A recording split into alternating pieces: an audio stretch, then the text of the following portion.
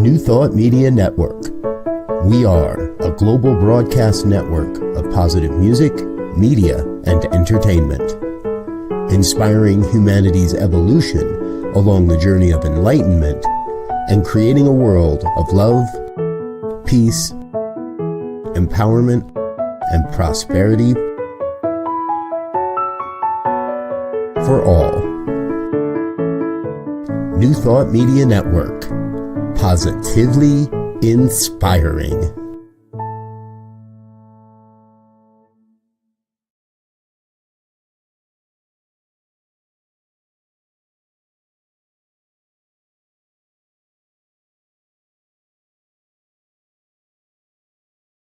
Welcome, and thank you for tuning in to the Sunday services at Center for Spiritual Living, Denver.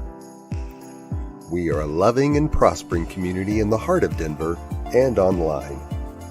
We now conduct hybrid services at the historic Grant Avenue Community Center and Sacred Place, located at 216 South Grant Street, Denver, Colorado.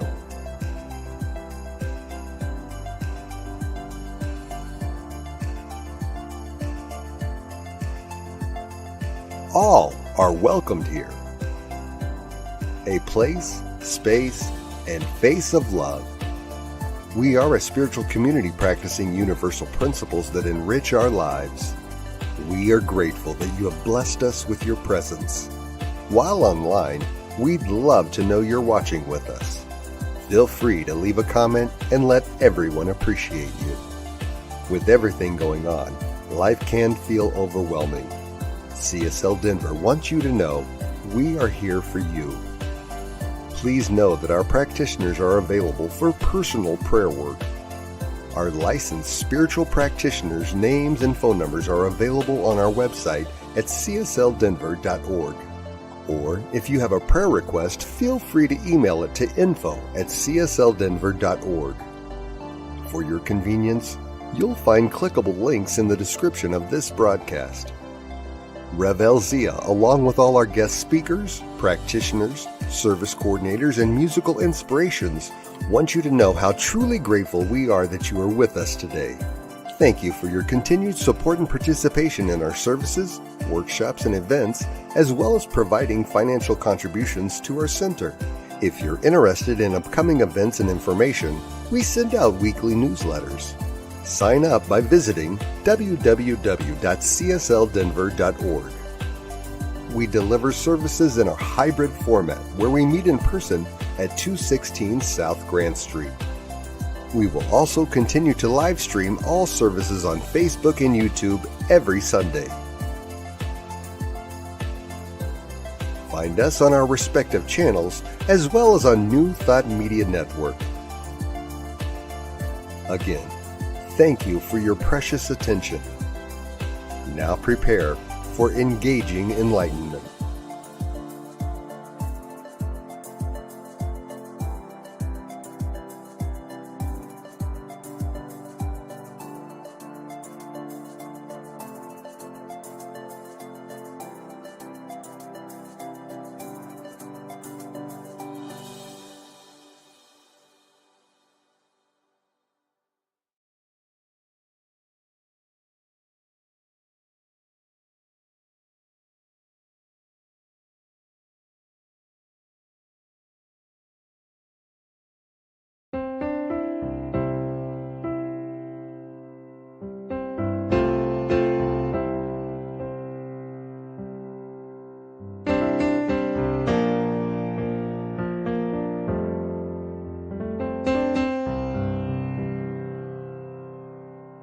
There is a garden where dreams come true, a beautiful garden where God's grace blooms. There is a garden where everything grows, a beautiful garden where love is sown. And in this place of light and love. You can have anything that you're dreaming of. There is a garden where dreams come true, a beautiful garden. That garden is you.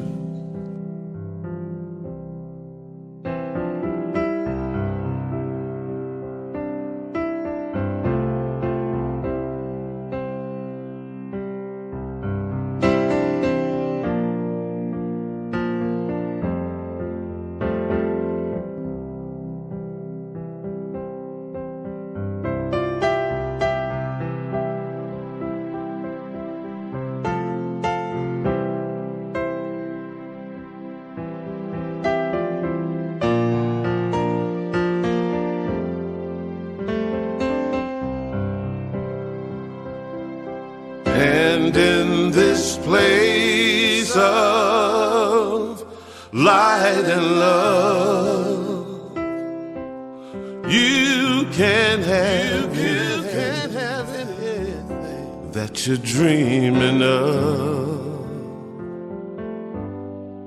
There is a garden where dreams come true, a beautiful garden.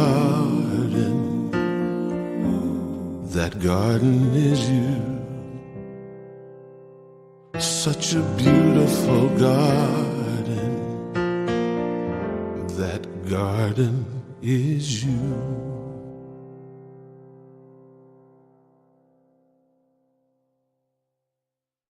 Morning, everybody. Good morning. I'm Alice Nutter, a practitioner here at well, maybe I gotta wait till, I guess you guys got it. Sorry.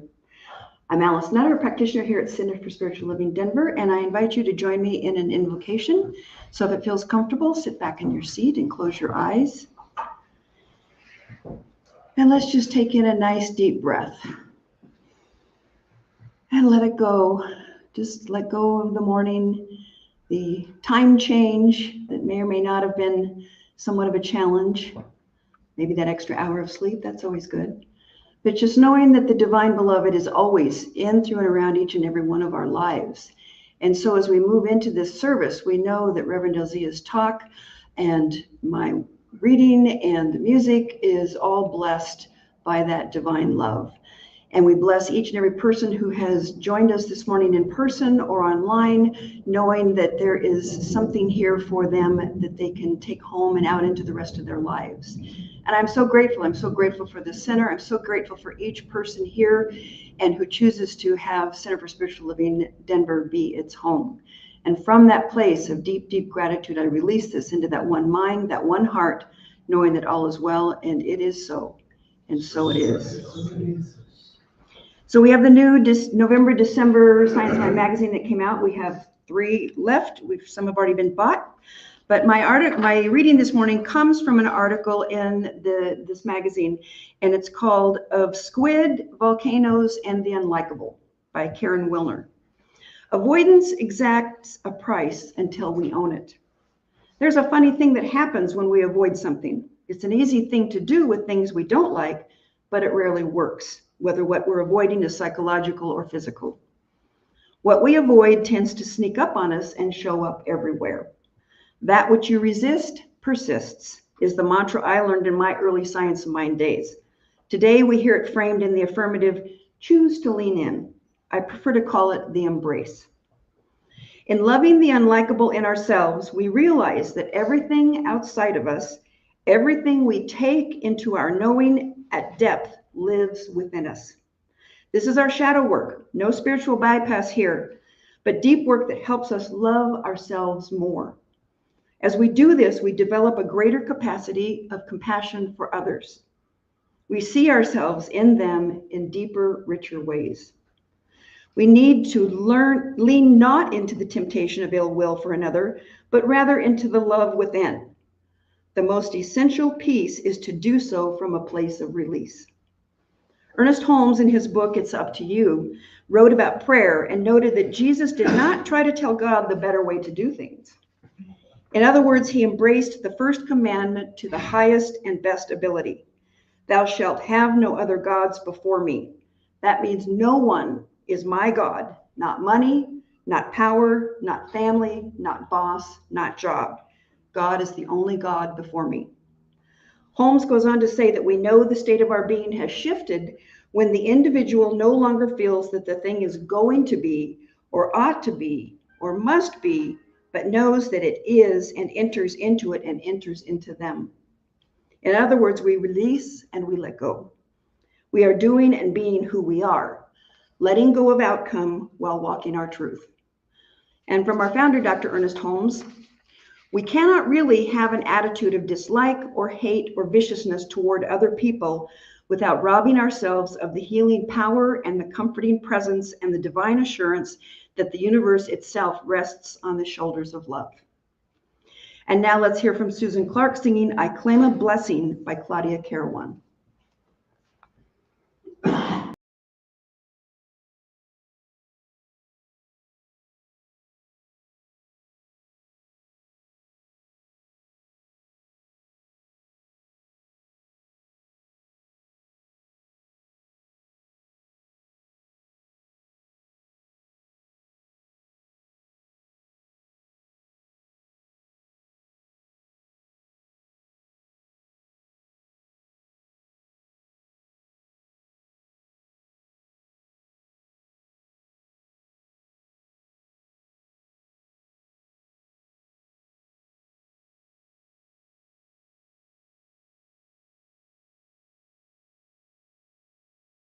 Denver. Susan Clark with you to provide the special music for your service. The selection I picked out today is called I Claim a Blessing, and it was written by Claudia Carawan. I hope you enjoy it. In the morning when I get out of bed, I claim a blessing. I claim a blessing. I claim a blessing. Before I even lift my head, I claim a blessing. I claim a blessing. I claim a blessing. This is how I start the day, knowing good is on the way. I am claiming perfect health, love and laughter, friends and wealth. In the morning when I get out of bed, I claim a blessing. I claim a blessing. I claim a blessing. Before I even lift my head, I claim a blessing. I claim a blessing. I claim a blessing. With conviction undeterred, and power of the spoken word, shape my life and redefine, break the shackles of my mind. In the morning when I get out of bed, I claim a blessing. I claim a blessing. I claim a blessing. Before I even lift my head, I claim a blessing. I claim a blessing. I claim a blessing. Ooh, I'm gonna tear it down. Oh,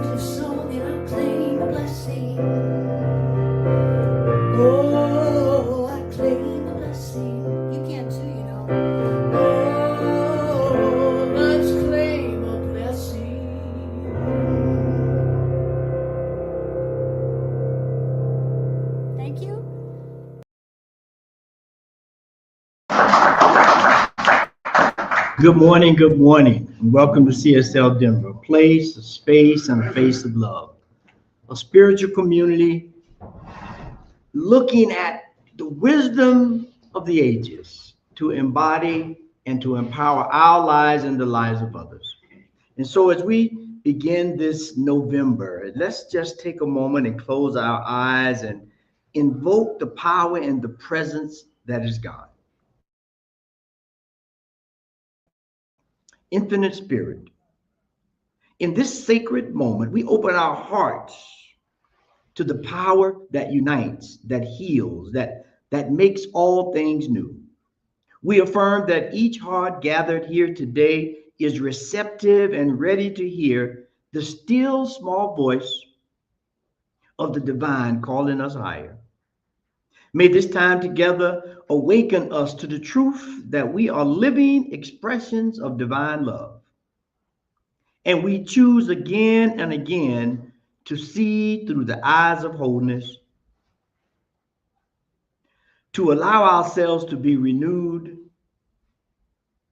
And we send forth this blessing to everyone that hears this message, knowing that this moment is sacred, this space is holy, and these words are a transformational nutrition for the soul, and so it is.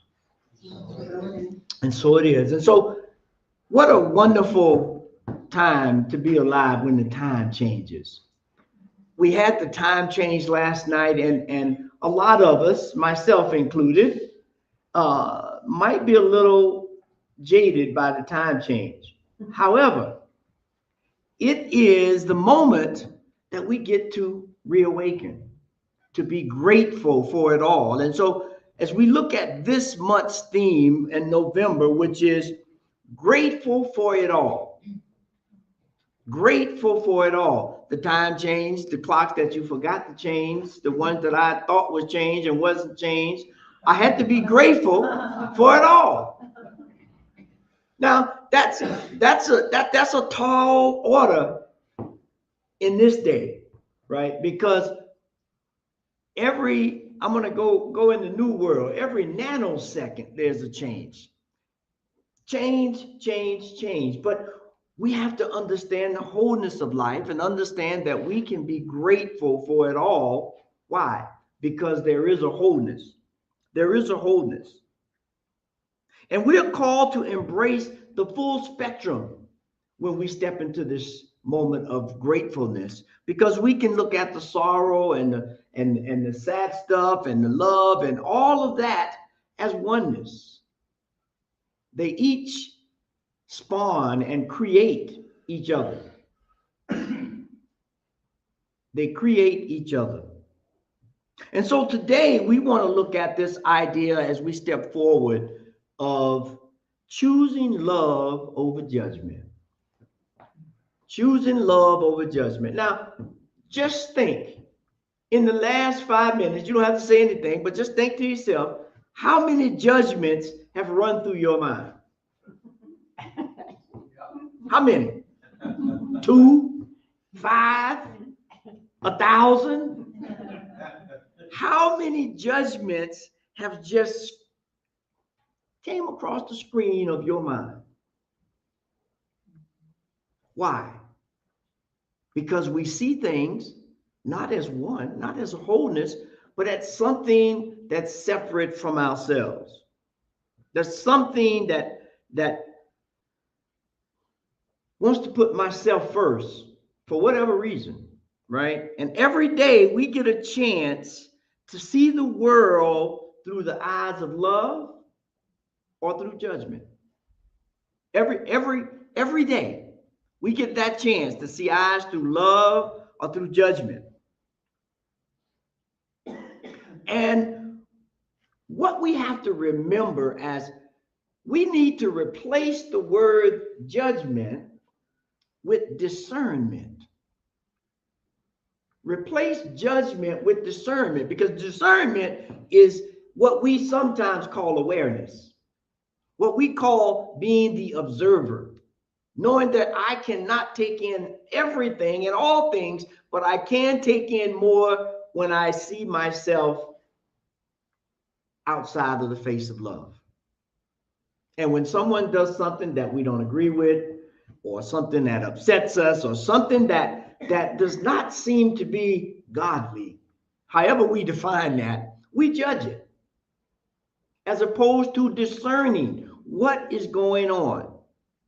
What is going on with that thing or that person that I'm judging? But more importantly, what is going on with me? Why do I choose to see in judgment as opposed to seeing in love? Because judgment separates, but love unites. Judgment looks at differences, and love looks at oneness. Because it has often been said that when we were little children, they taught us this, that God was love. And I would imagine that in all traditions, however the divine was acknowledged, there was a statement, there was a parable, there was a story that demonstrated this all-intelligence, caring, loving presence was love. And that everything that we see was an extension of that love. Everything is an extension of that love. The so-called good, the so-called bad. You think about, I love our most precious teaching symbol in the seed soil plant. Because when we put that seed in the ground and cover it up with dirt, goes into darkness, then we apply pressure. We put water and sunlight and all these things to create pressure on it. Now, if it gave up and didn't see wholeness, it wouldn't sprout. But it understands that the wholeness of things, the love of things, sometimes gives us points, disagreements, or whatever to judge. However, when we can look at it as love, just like the seed, we surrender to the moment and we sprout. We grow new branches. We bear new fruit. In the name of love, as this wholeness, this cycle of life, this thing that keeps us moving in the direction of discernment and not judgment. Because the seed could have made a judgment of all that and say, I give up. I'm not going to sprout today, tomorrow, the next day. I'm done, right? But if it looked at that in discernment as opposed to judgment, because the first thing to see, what did I do wrong? Why did this happen to me? Why didn't it happen to you? Now, most people won't admit that happened to you part, but we think it. We know we do. I wish that happened to you and not to me. But when we can see in wholeness, we know it happens to everybody in different ways. And right now, just like the time has changed, we have an opportunity to change the way we look at life. We have a time to change the way we respond to situations and circumstances and powers and principalities. And I can go on and on and on about how time is right to change, to look at things anew, to understand that to choose love over judgment is not to abandon yourself or your training or your teaching. It is an opportunity to anchor in discernment and compassion. To anchor in discernment and compassion. Because there but the grace of God go I. There but the grace of God go I. So this whole thing about judgment, we don't know what's going on in a person's life. We don't know what trauma is creeping into their everyday being that they act out or they do something that's just, there's a lot of words for that, but they just do something, right, that does not sit well with us, right? So choosing love is to align with the creative principle of the universe. Choosing judgment is to align with the illusion of separation. The illusion of separation. Ernest Holmes says this in this slide. It says, love is the self-givingness of the spirit through the desire of life to express itself in terms of creation. Everything that happens to us, is a portal, is an opportunity, is a moment in time for us to create something new. Just like that little seed, it had the opportunity to create a sprout as opposed to succumbing to the judgment or the pressures or the things that seem to separate us from the divine love. That's the key. Separate us from the divine, because if love is all there is, then everything we see is love. We have to discern what it means. How do we employ it in our lives? Would you call, if a mother was teaching the son or the daughter not to run in traffic and got a little, had to grab hold to them because they were about to run, would you consider that love? Although it looks like, if you don't understand what's going on, you look at that, you might say, ooh, do I need to call the Child Protective Services on this lady or what? But we don't understand the situation all the time. Sometimes we have to take a step back, look at it in wholeness. Because we live in an ever-changing world of wholeness that evolves, that becomes, that opens itself to an environment that is always ready to create. Always ready to create. A Course in Miracles says this: every decision you make is either an expression of love or a call to love. Every decision you make is an expression for love or a call to love. Now, that expression of love, we can resonate with that pretty easy. But that call to love is that moment of judgment.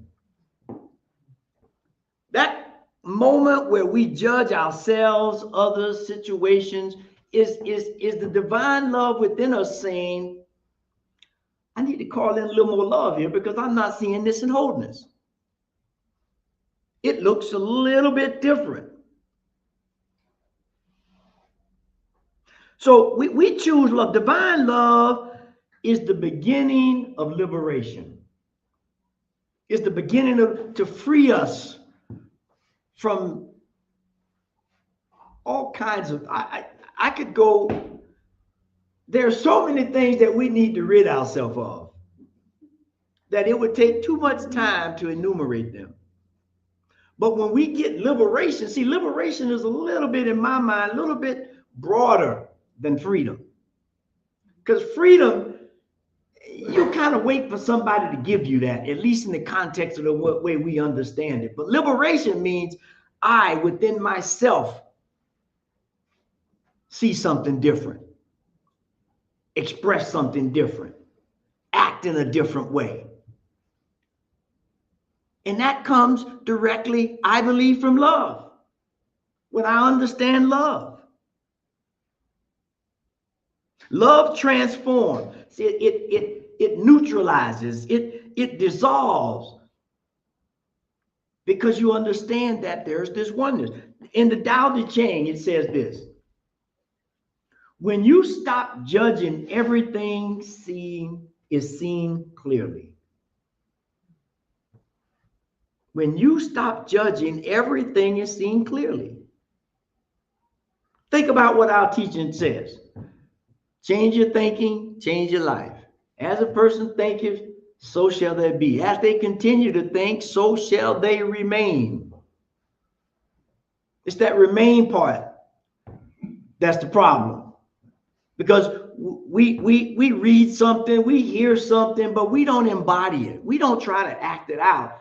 And so our thinking is still the same. And so the condition remains the same. I still get upset when I watch, certain people on TV. When I hear, just people talking about things that make absolutely positively no sense. What do? Oh, yeah, okay. But I'm still thinking the same thing. We have to learn to discern and embody so that we can stay in love. We have to embody love. We have to be the walking, talking example of what love is. To be, as they say, walk with your heart on your shirt, or on your shoulder, or on your head, wherever you want to put it. But make sure that love is proceeding everywhere you go, everything you do. Because life responds to us in kind. Ernest Holmes would always say, if you plant tomatoes, you're going to get tomatoes. If you plant potatoes, you're going to get potatoes. You're never going to get he said Luther Burbank, who was a seed guy, he did make a pimento, right? He crossed a tomato and a potato together and made a pimento. True story. Now, I don't know what that tastes like. I'm looking to find, I might have to find that seed next year and grow it. But the way we think, the way we move in space is what we get. So if we talk love, but we're not thinking and acting from love, nothing's going to change. And then the first thing we're going to say, these teachings don't work. This wisdom is faulty. But when we can learn to love and release the judgment and move forward, we understand that judgment clouds the mind with comparisons and fear. Think about any moment that you've judged. One of those two things was somewhere close by. You either comparing yourself or something to something else, or you are afraid. But love says, look, turn away, rub your eyes and look again. You might see something different. Right? The time change may still be in your eyes, and you can't see clearly because you aren't woke yet.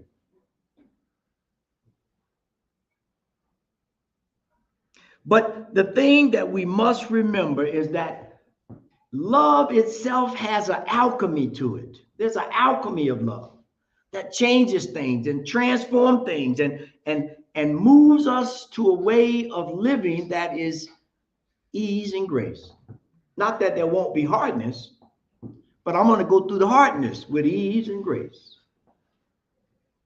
Choosing love over judgment. Looking at the theme for this month, grateful for it all. That's how we begin to move when we can understand that, when we can live from that principle. Judgments harden the heart. Love softens it. And in that softening, miracles unfold. Relationships heal. Communities unite. Truth is spoken. Not as a weapon, but as a healing balm for the heart, for us to express love, true love. I've said it 1,000 times. I'll say it 1,000 more. My father always said, love is something you stand in, not fall in. To stand in love means I'm ready for whatever happens. I'm aware. I'm concerned. I'm joyous. I'm grateful. I'm discerning. Just like that mother who grabbed that kid's arm to stop him from running into oncoming traffic. That was a standing love. There's this story, and I'm sure a lot of you've heard it, about the monks, the river, and the woman. And when I'm sure it's a popular story. Two monks are walking by the river, and a young lady is trying to get across, but the water is kind of rough, and The monk picks her up and takes her across and comes back, and the two monks are continuing their walk. I don't know, about an hour later, the other monk says, you know, you shouldn't have picked that woman up and carried her across the river. That broke all your vows. And the other monk looked at him and smiled and said, I dropped her off an hour ago. Are you still looking at that? Are you still judging me for that? In the moment, the thing to do was to help the young woman across, to get to where she needed to be, to deliver what she needed to deliver. Now, it looks like some sacramental thing may have been broken, but when love takes over, you can discern what needs to be done in the moment. Life is moving. It does not always fit in the boxes that we create. So when we can learn to move from that space, we can move. This next slide, I think, really hones in. This is from the teachings of the science of mind. Love is the great harmonizing principle of life. Wherever love is, there is peace and harmony. That's what that monk was distributing, displaying, actualizing. That we're looking for harmony for everybody, not just me, not just you, but for everybody, for all things. We have this saying that says, a world that works for all. For all. Now, all, believe it or not, includes all. There is nothing outside of all. And so when we can understand that and we can move from this point of how do we create an environment, a love that encompasses all things, then we're moving in a right way. We're moving in a right way. Because when we can do that, we get the opportunity to create this vortex, if you will, or this resonance. But a vortex does a little better in this example, that if you ever saw a little whirlpool or a little spinner, anything that if you get too close to that spin, you're gonna get sucked in. So if we're not ready to love totally, just get close to it. It'll suck us in. That's the nature of this universe we live in. When you can get in close proximity to something, if you can resonate with something, if you can join the frequency of something that is good, which is life itself, which is love personified, you will be pulled in. And if you've ever been in a place where you were in a pool of water, and the first thing they tell you, you got to surrender. You got these riptides now with all these storms. They say, if you get caught in the riptide, don't fight it, surrender. Go with it and come in. That's what we're being asked to do, to be grateful for all things and to love and not judge and to move in a way that is wholeness. And so how do we do that? How do we do that? How do we choose love over judgment? I'm gonna give you three things. The first one is, it's kind of common sense, really. Pause before you react. Just take a deep breath. When you feel yourself getting ready to judge or act in anger or any of those things that we have been labeled as not acceptable, they are acceptable. I just got angry. But I don't want to react from that anger. I want to take a breath and pause. In the Bible, James 1:19 says this: my dear brothers and sisters, take note of this. Everyone should be quick to listen, slow to speak, and slow to become angry. Just take a breath. Just pause. Ask the question, what don't I see in this situation? Or what has been triggered in me by this situation? That's that stillness we all hear about. You know, step into the stillness of the divine. That's what happens when we really step in. We begin to do discernment. What's going on over there? What's going on right here? How do we bridge the difference in love and wholeness? So the first thing that we have to do to live from love and not judgment is take a pause. Step into the stillness. Sometimes that's hard. Let's call it what we see it. It's hard. But when we can practice, that's why we see these things about breath work, right? Whether it's in yoga, whether it's in meditation, or whatever it is, running, all of these techniques require breath work because it allows us to release, to take that moment to pause, to look at things in a little different way. And once we've done that, now this next one, in a world of competition and all of that stuff that we live in, capitalism and all that, we have to give up the need to be right. You got to give that up. That's a hard one there. That was harder than the last one, right?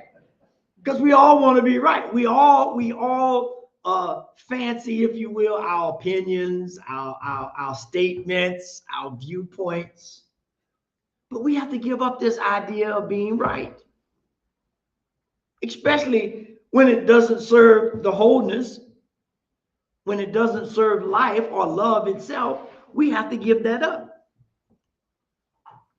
We have to start saying, I see you, or even though I may not agree with you, but let's have a dialogue. Let's, or if we're not there, maybe we ain't at the dialogue level. We you know, it might be a heated thing. Maybe we just sit here and breathe together and see in that stillness, in that reserving action, see if something else comes up. See if there's another way for us to travel. There's a statement attributed to Buddha that says, from Course in Miracles, that was the right one. The Course in Miracles. Would you rather be right or would you rather have peace? What you want? It's Christmas is coming. We can put it on our Christmas list and our Kwanzaa list and our Hanukkah list. What is it that you want? Because we can have it. If we change our thinking, we can change our lives. We can change our community. We can change the globe. We can change life. Well, I won't say change life itself, but what it will do, it will reveal life as it is. And then we can find that peace. We don't even need to find it at that point. It will reveal itself. Let go of the need to be right allows our authentic selves to show up, to emerge. Kind of like when the sun rises. The sun just is dark and you look and it emerges. And you look at it, it's an amazing thing when you see an immersion happen. It just poof, no words. And so the last thing is the cornerstone, which is judge not, lest ye be judged. We've all have tremendous stories we could tell. We all have fallen short, so to speak. But when we can look back, take a breath, realize that I don't need to be right. That same thing that's going on in me is going on in somebody else. So before I even try to make a discernment, there probably needs to be a conversation. There probably needs to be an understanding, so that if we're not on the same page, at least we're in the same book when we start having this conversation, trying to move in the same atmosphere. Because what's clear to me is absolutely clear to me, but it has no reference in your mind whatsoever. And when that happens, I'm judging. What do you mean you don't see this like me? Aren't you standing right here next to me? Don't you see what's going on over there? Two people standing in the rain, getting soaked. One person says, the other person says, sugar. They say something a little different, but it's the same rain. We're in the same place. That judgment factor then kicked in, and we're not taking it all in. Let's take it in. This is the one that Buddha said. Buddha said this one. Holding on to anger is like grasping a hot coal with the intention of throwing it at someone else. You are the one who gets burned first. Even if you get a chance to throw it, most of the time you're just going to drop it. Because we have to begin to look at life differently, beyond appearances, beyond what appears to be. And the way we do that is we take a pause, we take a breath. We don't need to be right, because there are going to be times when we're wrong. I don't care how much you know, I don't care how many AI robots you got. At some point, you're going to be wrong.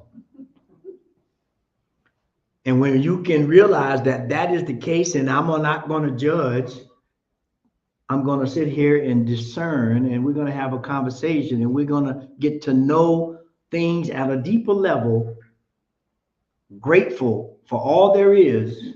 We move into a way that is uplifting, that is healing, and that is wholeness itself.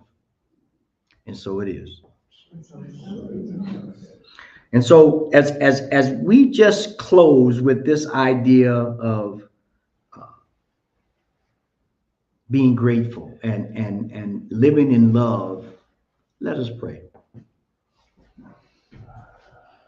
Divine love, supreme intelligence that knows all things, that heals all things, that is all things.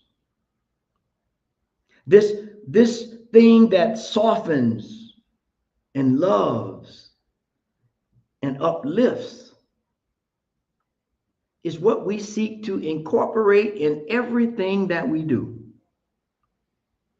Let us remember that when we choose love, not as a theory, but as an actual thing that moves within our lives, mountains will move. Obstacles will disappear. And love and peace and harmony will reign throughout. And as we allow the power of the presence that goes by many names, to sit wholly and solely and boldly at the center of our being, we become transformative alchemists of love, turning ourselves, our environment, and anything we encounter into a relationship with itself, with the divine, with the love that is, that heals at the core. And so we give thanks for this idea, this moment, knowing that each and every one of us that hears this later, that's on the call now, that's here and present, are opening to a new way of examining life itself. That we are poised for a new adventure, an adventure in love, an adventure in caring, an adventure in harmony, where all things work together for the good. And so I release this prayer into a law that has been working even before we got here. That is moving, that is transforming, that is becoming everything that it should be. And so we just relax, release, and rest in that idea. And so it is, amen. And so it is, amen. And so as always, there's call to action. We have to embody this. And so this week, spend time with people, music, or nature that opens your heart and expands your joy. Basically, find something to be happy about, to enjoy, to create that love and feeling. And then just say, okay, now how do I expand it? One more second, one more minute, one more week. And do that regularly. And then the second thing, when you find yourself judging someone, ask, what might this person be teaching me about compassion? So as we close and we have this affirmation to seal this in the heart, the affirmation is a very simple one. I choose love in all things. That's an easy one to remember. No matter what happened this week, I choose love in all things. And so it's now that time for sacred giving and expression of love. And we thank you so much for supporting this community, whether you do it in person, online, or however you do support us, we thank you. And so there's many different ways that you can give that's running across the bottom, that to go to the website or the PO, to the check to the PO box, or give in here, or text to give. But however you give, please give. And to anchor that idea, our customary ritual is to place our hand on our hearts and recite this affirmation. This perfect gift is spirit informed, circulating and blessing all that it touches. Freely I give and joyously I receive, and so it is, amen. And so it is, amen. And now Alice is going to come and give us some announcements as we close out. Thank you, Reverend Elzia. Like I said earlier, we do have 3 of the new November, December Science Mind magazines available. They're $10 a piece. And plus, there's a whole bunch in the front that are older magazines. And so if you just want to read about Science Mind, I mean, they have a monthly, daily word, and it's very nice to kind of keep grounded and stuff. So, and today, right after service, we're going to have the meditation and coffee. So after service, then we'll get some fresh refreshments and circle up and share some meditation and have some discussion about that. And please mark your calendars for the 4th Sunday in November, which is the 23rd. That is our annual first turkey celebration. Yay! And it's our community cafe. But our founding minister, Reverend Jim Chandler, started First Turkey as a celebration of community. And as Jim liked to remind us, it's the first turkey dinner of the season. In case you don't know, Jim began the Center for Spiritual Living Denver in the mid-1990s as an urban spiritual community where everyone was welcome with open arms and hearts. And 30 years later, everyone is still welcome with open arms and hearts, and the fab and fun tradition of First Turkey continues. You won't want to miss it.